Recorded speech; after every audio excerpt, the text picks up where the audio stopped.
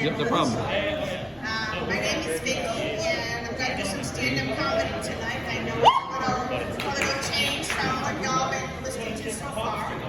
So I've been doing stand-up comedy now for a number of years, and I got involved with it because I'm a Navy veteran. Are there any veterans in the house? Are there any veterans here? Thank you for your service. And I was in the Navy for 12 years, and I continue to serve with the VA for 30 years.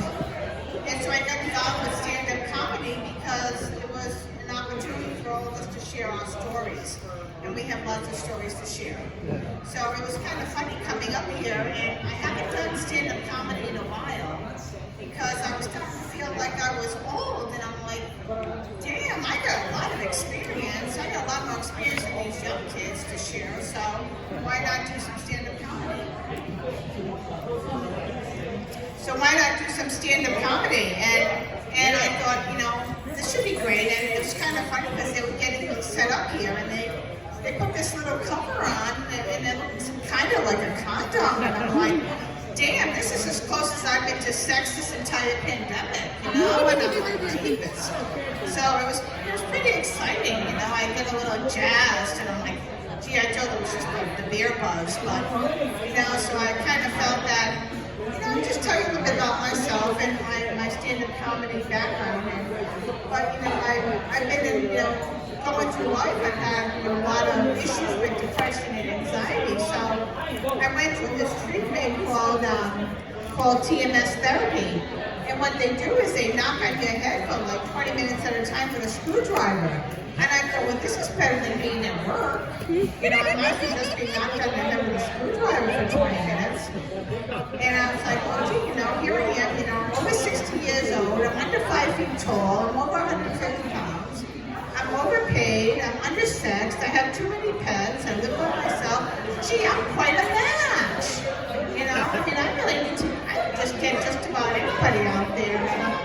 Well, I find myself, on these dating apps, and everybody that's interested in me is named Shirley or Amanda or Angela, and I'm like, what's up with all these female names? And these are really guys, and I'm like, this is really weird. And then they tell me, they say, well, my daughter, she's a survivor, and my wife, she died in a violent accident and all this other stuff. And oh, and by the way, can you sign for me to get like this parcel of money at customs? And I'm like, what the heck is this? This is just crazy. And I'm like, this is just nuts. And so this is like, my dating experience has just been crazy, being single and being in this area and being older, and you just find that you just can't find anybody.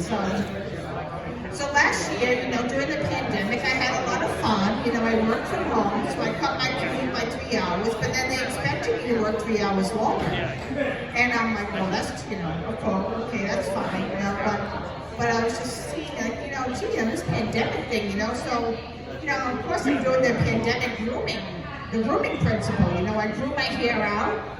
But for you people tonight, I actually shaved my chin hairs.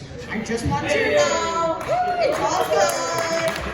You're all cool, I didn't go so far as shaving other areas. I don't want to talk about female scaping here, but I just shaved my chin hairs, so we're all good.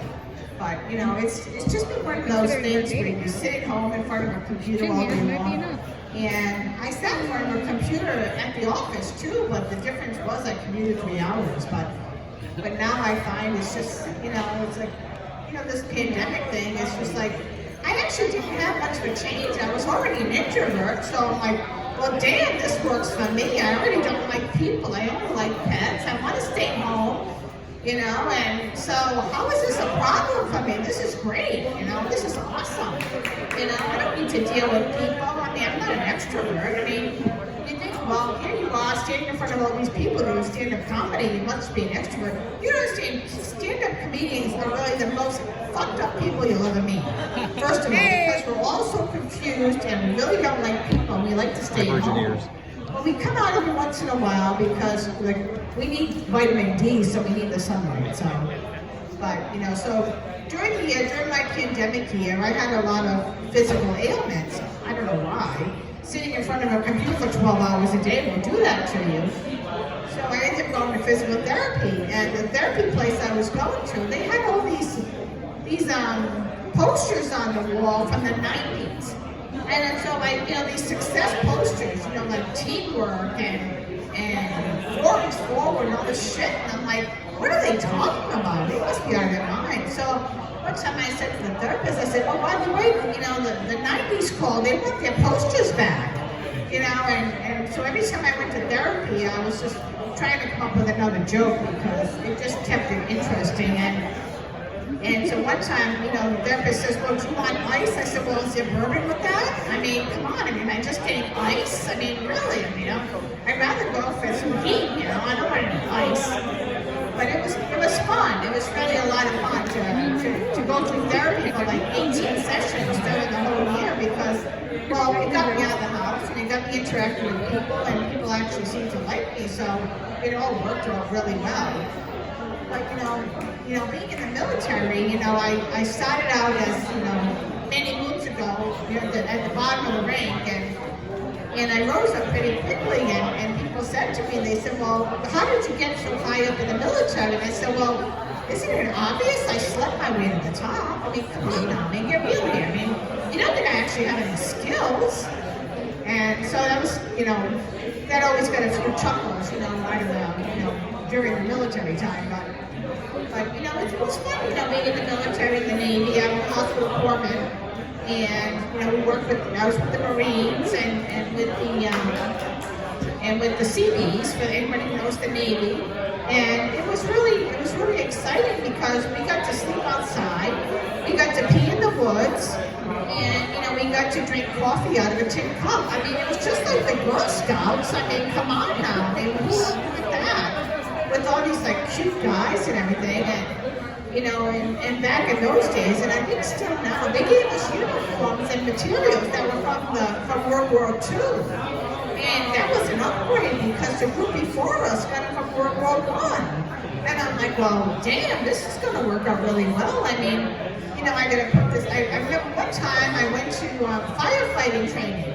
And, as a hospital corpsman, we have to be able to know how to extricate people. And I was like, okay, I can do this. And so they put this breathing machine on us. And I'm so short, I'm only 5 feet tall on a good day when the sun's out and it's above, the barometric pressure is above 900 millimeters. And I'm like, so I put this machine on, and every time I crouch down with the hose to do firefighting, it would cut off my air supply. And I'm like, I'm not sure that's quite supposed to happen. And so it was kind of fun that way because you get kind of a buzz out of it, and it's like, well, it still worked, but it was really interesting, and just going through my life and getting to this point. I've been in this area for a while, and I've done comedy down at the DC Improv and various other places, and it's really cool. I really enjoyed it, and this is my first foray back out, and I hope you all have enjoyed it, and I hope to see you all again soon. And God bless America, and I won't sing, but thank you all. Have a great night.